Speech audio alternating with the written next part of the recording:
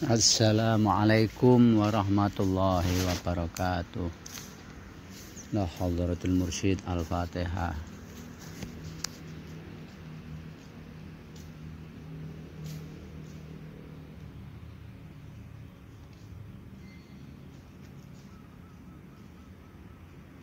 La hadratul mursyid al kitab al-Fatihah.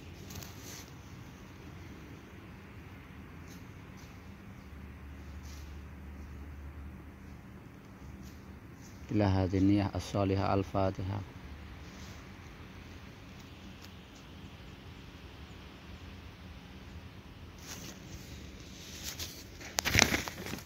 Melanjutkan ngaji kitab Gundul tentang tasawuf, kitab Azkiya yang sebelumnya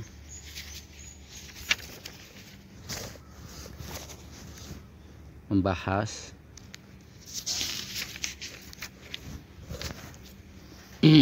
takwa. Takwa itu merupakan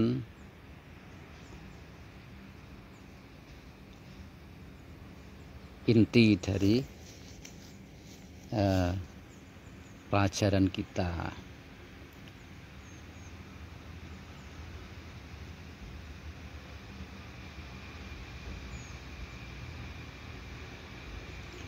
Sebagaimana takwa itu adalah wasiat Allah bagi orang-orang yang dahulu dan orang-orang akhir, sebagaimana dalam Al-Quran disebutkan, walaqad wassaynal ladzina utul kitaba min qablikum wa iyyakum anittaqullah.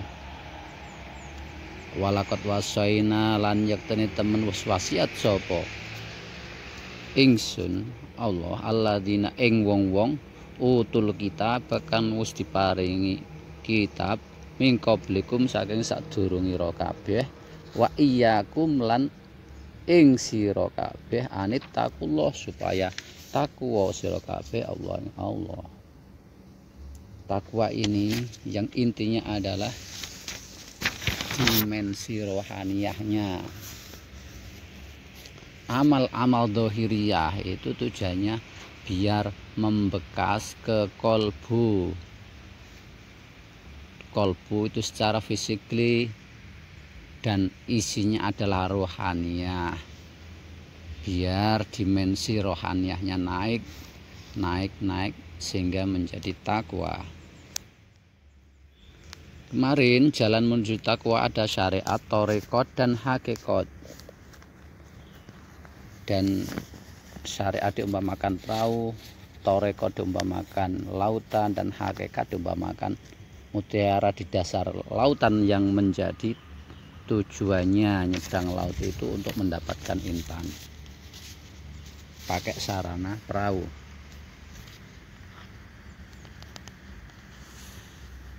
Hakikat itu adalah nyampainya hamba kepada Allah Subhanahu wa taala, terbukanya hati sehingga bisa makrifat kepada Allah.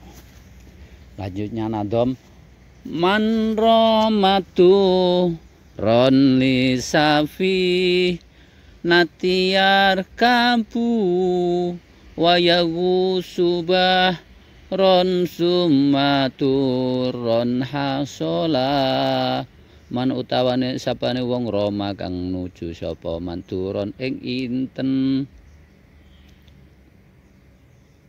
lisafinati maring perahu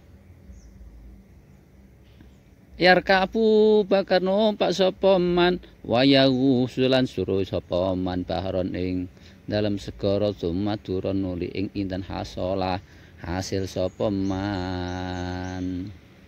Jadi kalau pengen mendapatkan intan,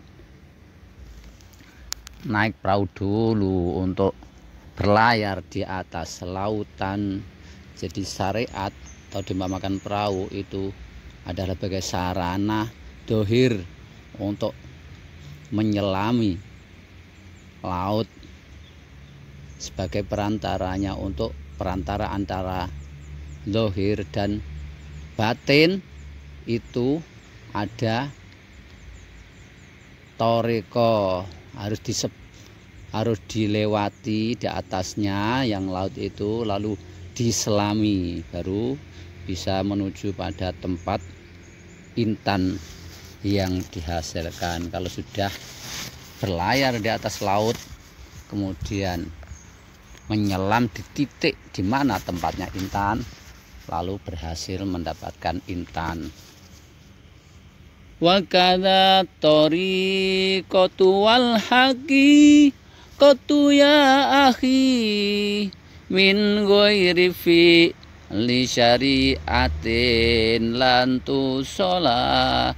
Wa kadza lan iku mengkono kang tinutur at-tariqatu utawi tariqat wal haqiqatu lan haqiqat ya akhi hai sedulurku min ghairi fi li syari'atin hale saking tanpa nglakoni syariat lan tusala iku ora bakal dihasilno apa tarekat hakikat. Jadi ketiganya syariat, tarekat, hakikat itu saling terkaitan, tidak terpisahkan. Kalau tanpa syariat tidak bisa jalan, karena syariat itu amalan dohir supaya bisa menembus batin. Nah, jembatan antara dohir ke batin itu namanya tarekat atau metodologi. Nah, isinya metodologi, isinya tarekat itu pertama wasilah, kemudian ada baiat, ada zikir harian, zikir jamaah, suluk dan ubudiyah. Itu isinya. Fa'alaihi tas zinun lidha irihil jali fi syari'atin liyanuraqal pun mustala wa tazula anhu dulmatun kayumkina li tariqatin fi qalbihi antang sula. Wa alaihi mongko iku wajib ing atase salik wong kang tumuju jalan akhirat tazinun utawi masmai siri dohirihi maling dohiri salik al-jali kang pertelo bi syariatin kelawan syariat liyanura drapun padang supayane mencorong apa kolbun ati mustal hale ketinggalan Allah wa tazulan ilang anu saking kolbu apa zulmatun dulmatun pepetengan kae liyum kina drapun kongang litori kotin maring tarekat fi qalbi ing dalem atine salik apa antang yen to manggon apa tarekat. Jadi menuju jalan akhirat, terus syariat juga harus dilakukan, karena syariat itu untuk menghias diri bagian luarnya biar tidak terjadi fitnah antara manusia. Tetap harus dilakukan syariat itu ada perintah Allah yang berupa zahir yang terkait akal dan panca indera ya tetap dilakukan. Lah, melakukan hal-hal dohir itu tujuannya untuk perhiasan luar supaya masuk ke dalam, tahu dalamnya. Makanya pakai metodologi itu supaya hati ini bisa bersih. Jadi dengan amalan-amalan itu tujuannya untuk membersihkan hati, bukan malah menambah sampah. Nanti ngamal ayat ini sekian, tujuannya mendapat harta.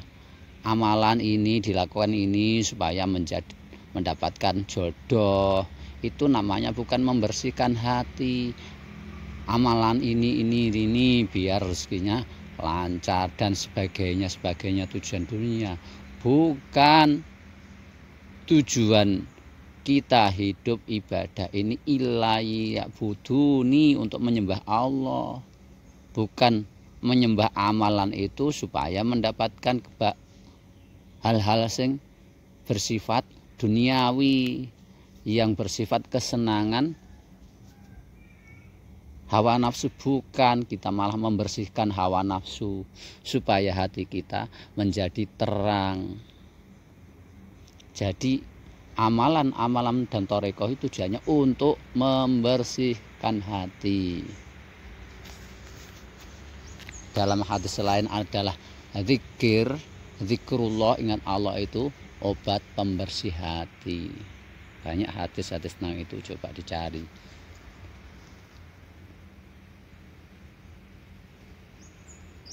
Kalau hatinya bersih, itu hijab-hijab hilang, lalu dia bisa melakukan amalan-amalan torekoh dalam hatinya, mancep ing jeruning dodo. Amalan-amalan torekoh bisa mancep ing jeruning dodo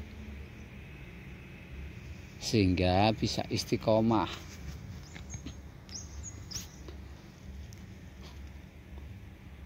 Demikian,